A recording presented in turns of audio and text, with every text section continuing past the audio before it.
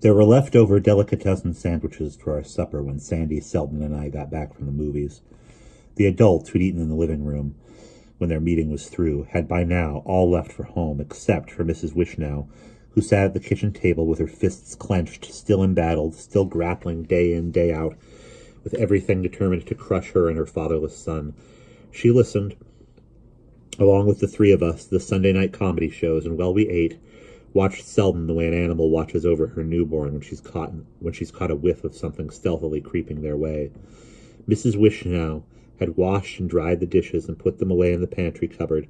My mother was in the living room, pushing the carpet sweeper over the rug, and my father had collected and put out the garbage and carried the Wishnow's set of bridge chairs downstairs to return them to the back of the closet where Mr. Wishnow had killed himself.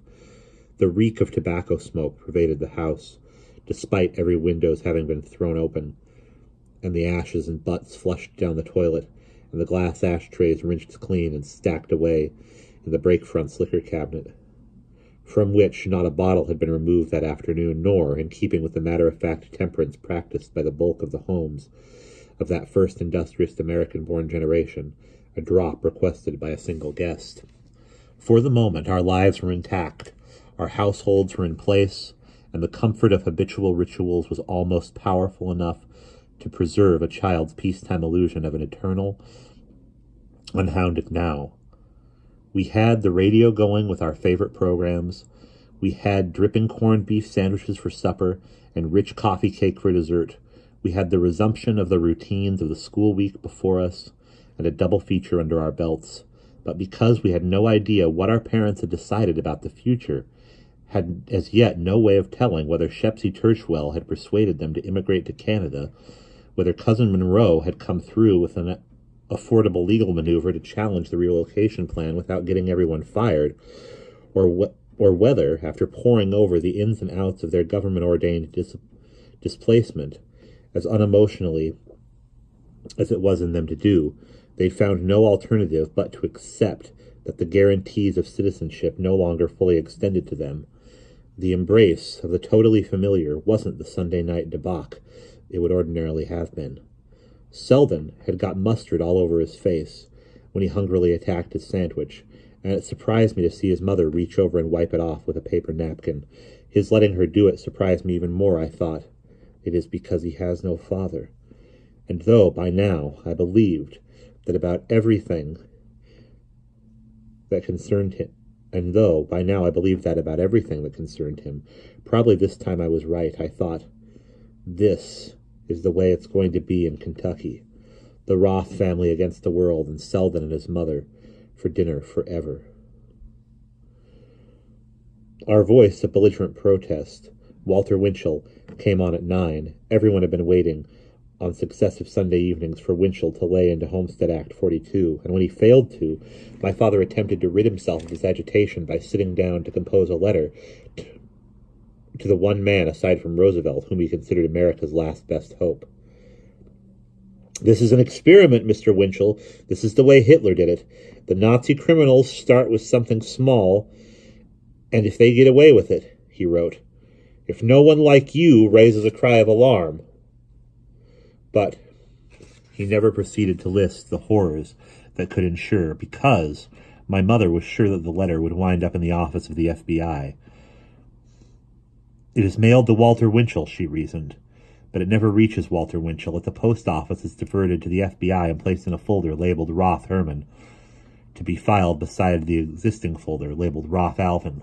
My father argued, never, not the U.S. mail, but my mother's commonsensical reply stripped him on the spot of what little remained of his certainty. You're sitting there writing Winchell, she said. You're predicting to him how these people will stop at nothing once they know what they can get away with, and now you're trying to tell me that they can do what they want to the postal system? That they can't do what they want to the postal system? Let someone else write to Walter Winchell. Our children have been questioned by the FBI already. The FBI is already watching like a hawk because of what Alvin did. But that, he told her, is why I'm writing him. What else should I do? What more can I do? If you know, advise me. Should I just sit here waiting for the worst to happen? In his helpless bewilderment, She saw her opportunity, and not because she was callous, but because she was desperate. She seized it, and therefore humbled him further. You don't see Shepsy sitting around writing letters and waiting for the worst to happen, she said. No, he replied, not Canada again, as though Canada were the name of the disease insidiously debilitating us all. I don't want to hear it, Canada, he told her firmly. I don't want to hear it. Canada, he told her firmly, is not a solution.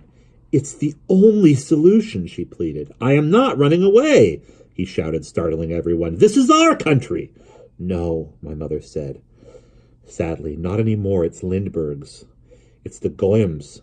It's their country, she said in her breaking voice, and the shocking words and the nightmare intimacy of what was mercilessly real forced my father, in the prime of his manhood, fit, focused, and undiscourageable as any 41-year-old could possibly be, to see himself with mortifying clarity, a devoted father of titanic energy, no more capable of protecting his family from harm than was Mr. Wishnow hanging dead in the closet. To Sandy, still silently enraged by the injustice of having been stripped of his precious importance, of his precocious importance, neither of them sounded anything but stupid, and alone with me, he didn't hesitate to speak of them in the language he'd picked up from Aunt Evelyn. Ghetto Jews, Sandy told me. Frightened, paranoid ghetto Jews. At home, he sneered at just about everything they said on any subject, and then sneered at me when I appeared to be skeptical of his bitterness. He might, anyway, have begun by now to seriously enjoy sneering, and perhaps, even in ordinary times, our mother and father might have found themselves having to tolerate, as best they could, a restless adolescent's contemptuous derision. But back in 1942, what made it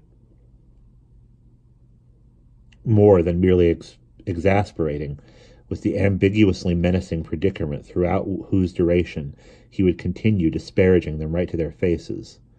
What's paranoid? I asked him. Somebody who's afraid of his shadow. Somebody who thinks the whole world's against him. Somebody who thinks Kentucky is in Germany, and that the President of the United States is a stormtrooper. These people, he said, mimicking our capacious aunt whenever she would superciliously distinguish herself from the Jewish rabble. You offer to pay their moving expenses. You offer to throw open the gates for their children. Know what paranoid is? Sandy said. Paranoid is nuts. The two of them are bats. They're crazy. And you know what made them crazy? The answer was Lindbergh, but I didn't dare say it to him. What? I asked. Living like a bunch of greenhorns in a goddamn ghetto. You know what Aunt Evelyn says Rabbi Bengelsdorf calls it? Calls what? The way these people live. He calls it keeping faith with the certainty of Jewish travail. And what's that supposed to mean? I don't understand. Translate, please. What's travail? Travail is what you Jews call tsuris. And we will pause there.